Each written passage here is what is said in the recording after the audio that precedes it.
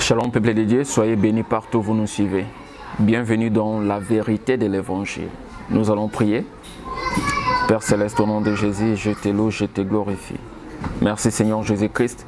Gloire et louange à toi Saint-Esprit, le paraclet communicateur indispensable de la grâce. La Bible déclare, écoutez ma voix, je serai votre Dieu et vous serez mon peuple. Père Saint, au nom de Jésus-Christ, je prie maintenant. Donne-moi à faire entendre ta voix.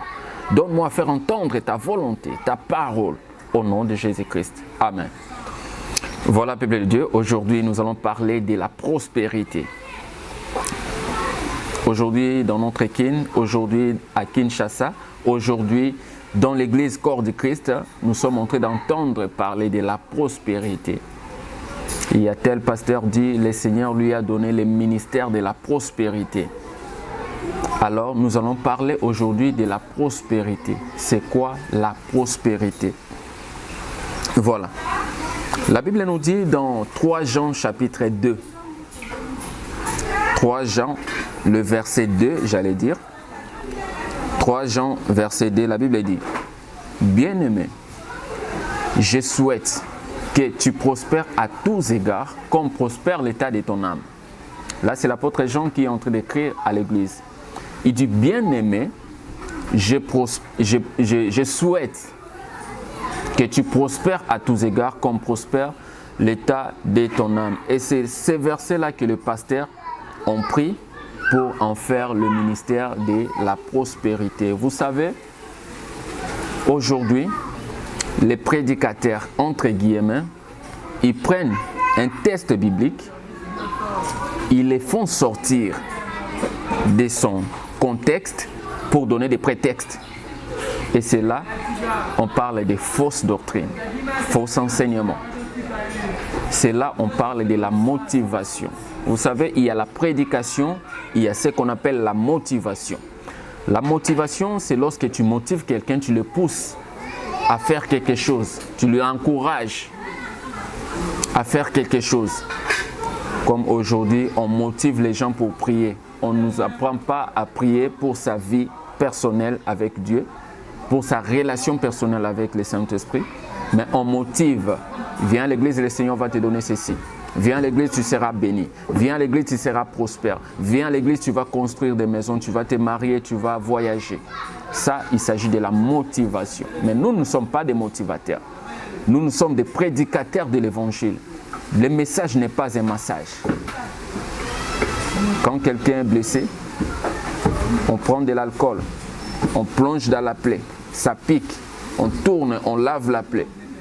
La personne a très mal, c'est pour le soigner.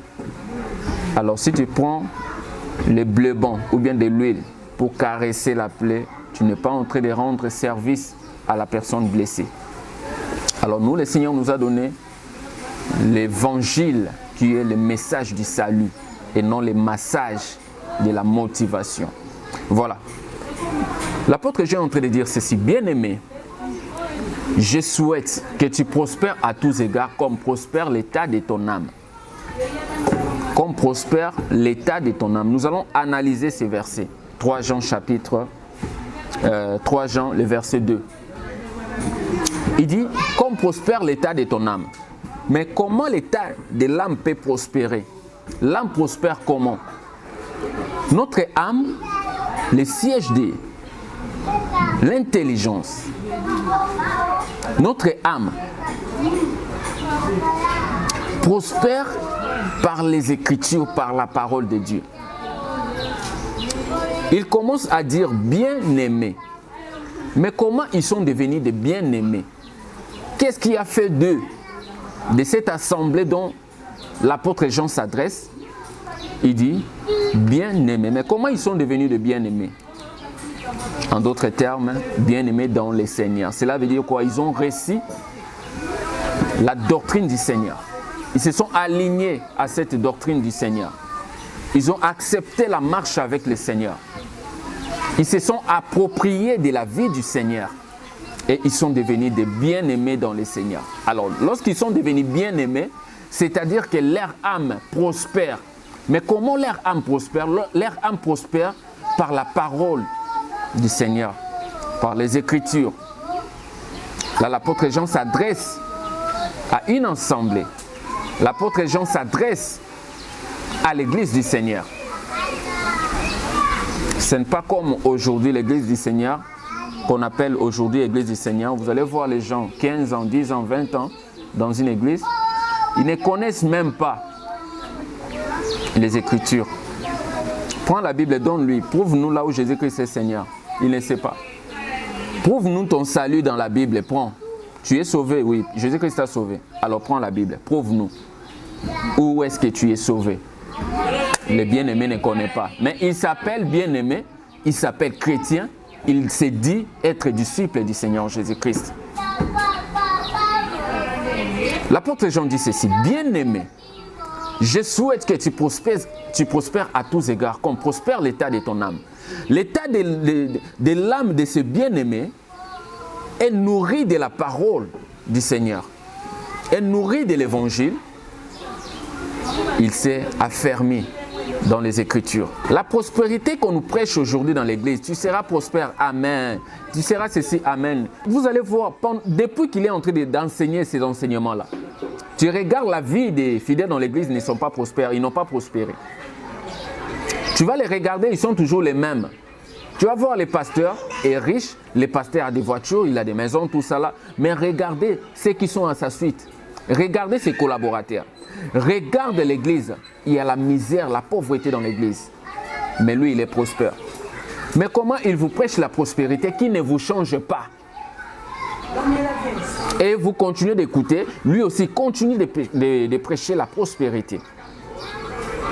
Ce n'est pas en prêchant la prospérité que les gens seront prospères, mais en prêchant la doctrine que Jésus-Christ nous a laissée, il nous a légué l'enseignement du salut. C'est comme ça que l'âme sera prospère et puis l'homme maintenant réellement va prospérer. Alors, Job 32:8 dit ceci.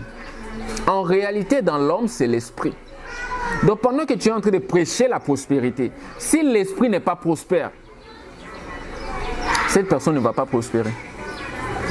Tu vas seulement changer des enseignements, l'année de la prospérité double dimensionnelle, la prospérité comme vous savez, mais la personne ne va pas prospérer parce que son âme ne prospère pas. Comme son âme ne prospère pas, la misère est réelle dans sa vie. Alors nous allons prendre le livre des psaumes. Parce que vous savez, quand il y a un enseignement, lorsqu'il n'y a pas de base biblique, cet enseignement est à rejeter, invalidé. Nous allons prendre la parole dans Psaume, Psaume chapitre 1er,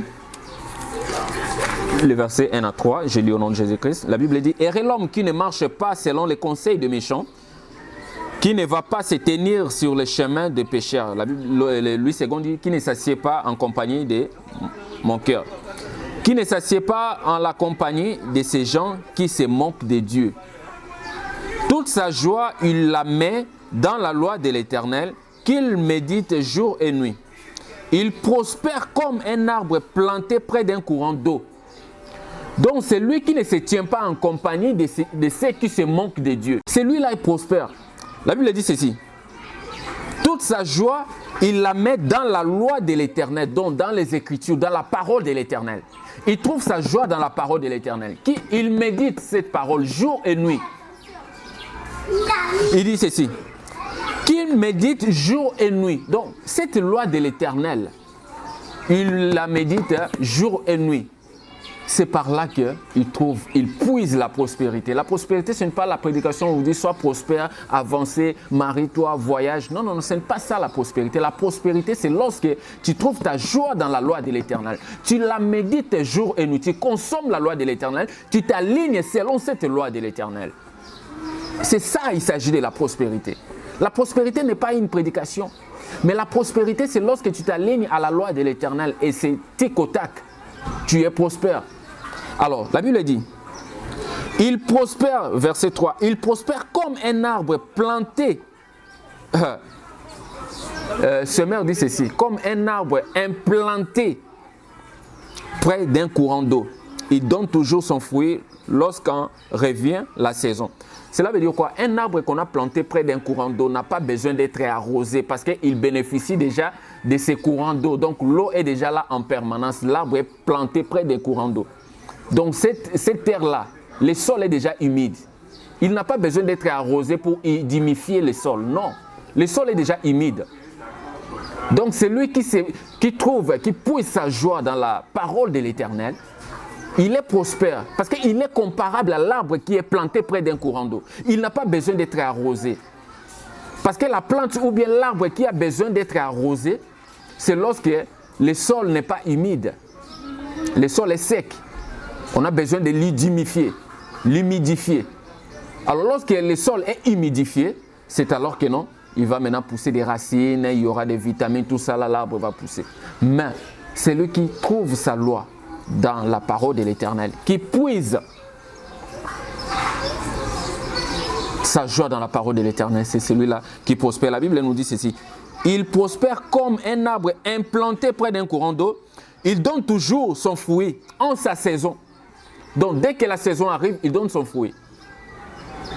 Voilà la prospérité qu'il s'agit. C'est pourquoi la Bible nous dit, dans le livre de Josué 1:8, que ce livre de la loi ne s'éloigne point de ta bouche. Médite les jours et nuits, c'est alors que tu réussiras dans toutes tes entreprises. Donc la prospérité est là. Il ne s'agit pas, sois prospère, amen, avance, amen. Non, quand tu trouves ta joie dans la parole de l'Éternel, tu prospères dans tout ce que tu fais, comme le dit Josué 1:8. Vous voyez que tout ce que je dis, il y a des bases bibliques. Ce n'est pas que non, le Seigneur t'a donné le ministère de la prospérité, tu ne donnes aucun verset qui prouve ce que tu dis. Tu prêches la prospérité, les versets que tu trouves là, tu prends un texte biblique, tu les sors de son contexte pour donner des prétextes. C'est ça la motivation. Il y a la prédication et la motivation. La motivation, c'est lorsque tu encourages quelqu'un à faire quelque chose. Là, tu es motivateur. Mais la prédication, il s'agit de prêcher la véracité de l'évangile. Il ne s'agit pas de bercer. Le message du salut n'est pas le massage de la motivation, mais le message du salut.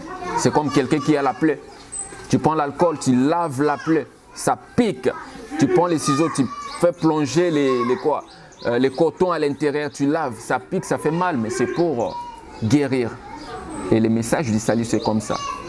Quand ça pique, ça sauve. Amen, amen. Lorsque ça ne pique pas, ça ne sauve pas.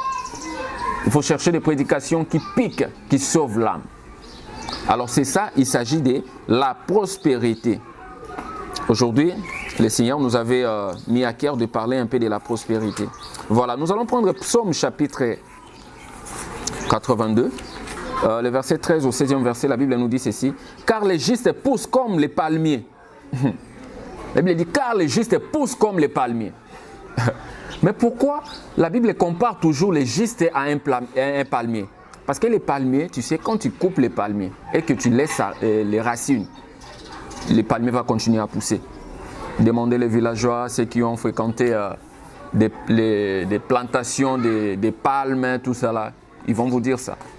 Les palmiers, pour détruire les palmiers, il faut les déraciner. Si tu ne déracines pas, tu coupes seulement et que la racine reste, les racines restent, elles vont pousser. C'est pourquoi la Bible nous compare souvent avec les palmiers. Et puis quand les palmiers s'élèvent, quand ils poussent, il est fort, il est puissant, inébranlable. Que les vents soufflent, donc les vents soufflent de part et d'autre. Le palmier va bouger mais ne va pas tomber. Voilà, nous allons parler des palmiers un jour.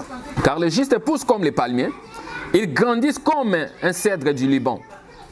Bien plantés dans la demeure de l'Éternel, ils flétrissent sur les parvis du temple de notre Dieu. Ils seront féconds jusqu'en leur vieillesse. D'autres versions disent, ils seront prospères jusqu'à leur vieillesse. Dans la prospérité, il ne s'agit pas d'entendre la prédication de la prospérité, mais il s'agit d'être juste, il s'agit d'être bien-aimé. Comme l'apôtre Jean dit dans 3 Jean, le verset 2, il dit bien-aimé. Moi, je souhaite que vous prospérez à tous égards, comme prospère l'état de vos âmes. Et ici, la Bible nous appelle les justes. Les justes, la Bible dit, ils seront féconds jusqu'en leur vieillesse et ils resteront pleins de sève et de vigueur. Ils proclameront combien l'Éternel est droit. Le second dit combien l'Éternel est juste. Il est mon rocher, on ne trouve en lui aucune injustice.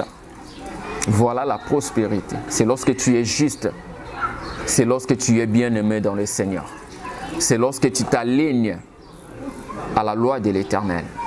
C'est lorsque tu te rêves de la vie du Seigneur Jésus-Christ. C'est alors que tu es prospère.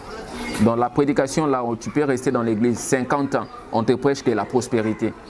Tu vas voir, ta vie ne va pas changer. Non, le Seigneur m'a donné le ministère de la prospérité. Vous, les prédicateurs, arrêtez d'emmener les enfants de Dieu dans la tombe. Quand tu n'as pas les mandats, laisse, ne continue pas. Tu vas transmettre la mort. Il y a des prédicateurs, au lieu de transmettre la vie, ils transmettent la mort. Parce qu'ils prennent les textes bibliques, ils les font sortir de son contexte pour donner des prétextes. Et ils disent que non, ils sont en train de prêcher. Tu ne prêches pas. Tu ne prêches pas. Tu es juste en train de vagabonder dans les champs de l'Éternel. Tu es juste en train de vagabonder. La Bible dit, l'arbre qui ne porte pas de fruits sera déraciné et jeté dans le feu. Donc change avant que tu ne sois déraciné et jeté dans le feu. Voilà, il s'agit de la prospérité. La prospérité, premièrement, c'est l'état de son âme. Lorsque l'âme est prospère de la parole de l'Écriture, de la loi de l'Éternel, c'est alors que la prospérité deviendra réelle. Que l'Éternel Dieu vous bénisse. C'était l'évangéliste Giovanni Monaco, les tissons arrachés du feu dans la vérité de l'Évangile. Soyez bénis.